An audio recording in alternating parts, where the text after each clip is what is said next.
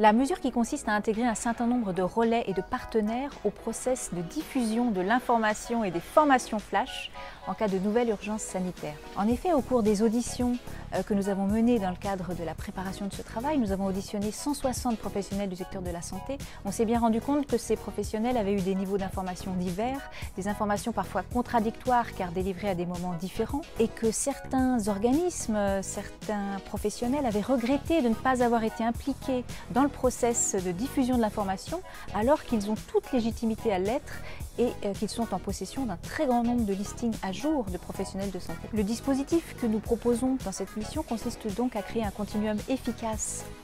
de diffusion de l'information et des formations depuis le ministère de la Santé et Santé publique France jusqu'aux ARS et aux préfectures et finalement vers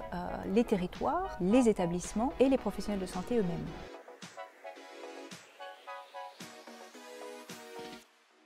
Un premier défi est que les interlocuteurs à chaque niveau soient clairement identifiés et donc ils doivent l'être en amont de la crise sanitaire. Un deuxième défi est que ces différents interlocuteurs au sein des ARS, des régions, des établissements de santé, etc.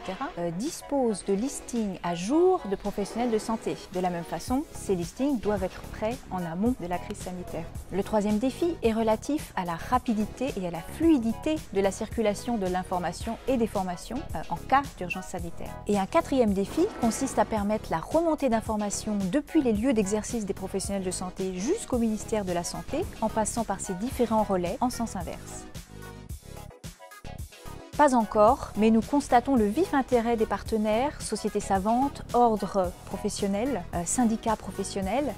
et d'autres partenaires également, comme l'Association des maires de France, donc qui ont tous un vif intérêt pour participer à ce dispositif, qui ont en leur possession des listings de professionnels de santé et qui ont toute légitimité pour relayer les informations auprès d'eux en cas d'une nouvelle urgence sanitaire. De même, au niveau des territoires, la constitution des communautés professionnelles territoriales de santé, les CPTS, est une opportunité pour trouver des relais de premier ordre pour diffuser l'information au mieux et au public adapté.